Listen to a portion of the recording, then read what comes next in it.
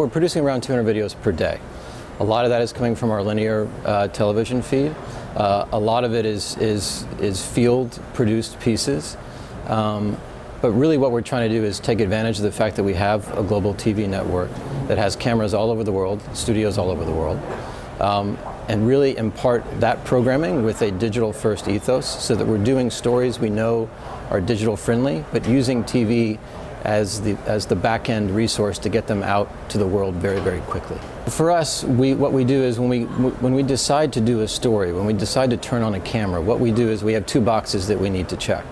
The first and biggest box for us is the question of, will this work on digital? Is this a digital-friendly story? Will people click on this? The second box is, can this be made into good television? Now, sometimes we decide to turn on a camera if we check only one of those boxes, but really the big hits we have, and really what we're striving for is to be able to check both of those boxes off. So that what we're doing is we're actually creating a giant linear TV feed that's digital with content that we know is going to be chopped up and really, really super friendly for mobile, for web, for over-the-top boxes, whatever they may be. So we're trying to take advantage of the fact that we have this network.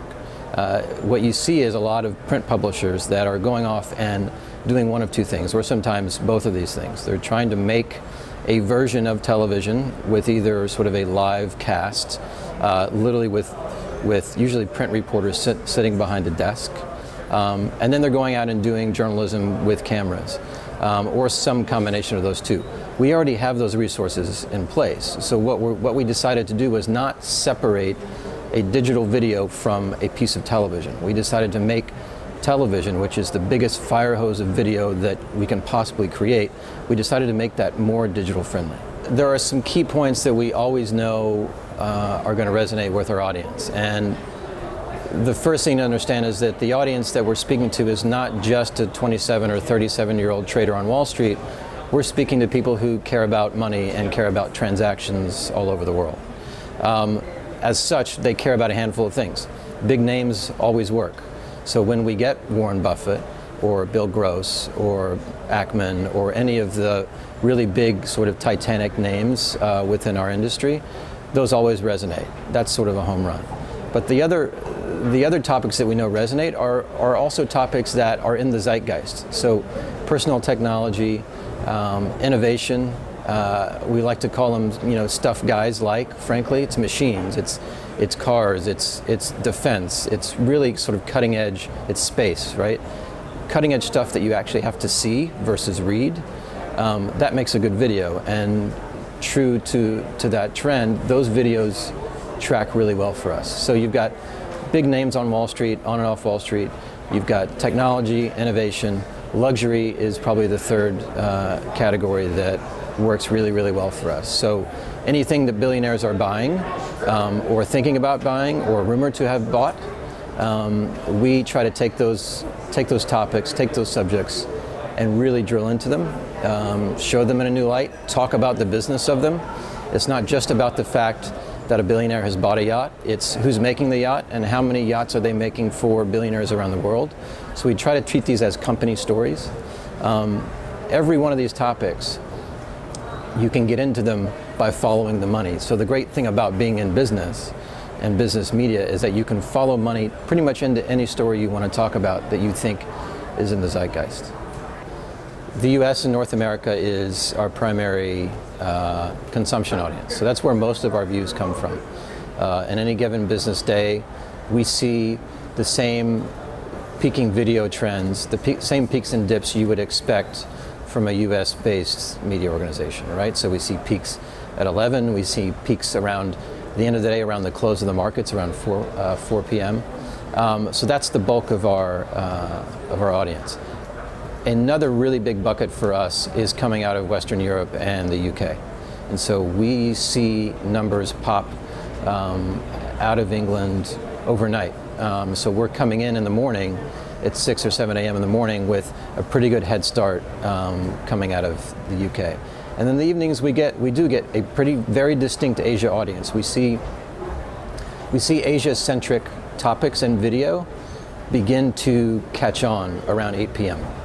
And even within the programming on our homepage, whether it's about video or print, tends to begin to sort of move that way with the region and the day parting.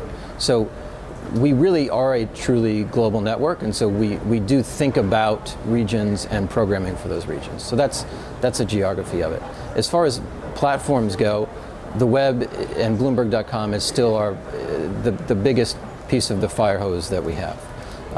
It generates the vast majority of our views. The second piece is mobile, and even within mobile, the iPad is a really big piece of that. So we have Bloomberg TV Plus, which is on the iPad. We have 2 different news apps from Bloomberg that are both on the iPad, and those tend to be really big pieces for us, especially on nights and weekends, as you would assume. So given the fact that those platforms sort of shake out as they do, and they're used in different sort of consumption environments, we will begin to program them a little bit differently depending on what the day is. So during the week, we know on any given Monday or Tuesday, around about 7 or 8 p.m., our web audience begins to shift over to Asia.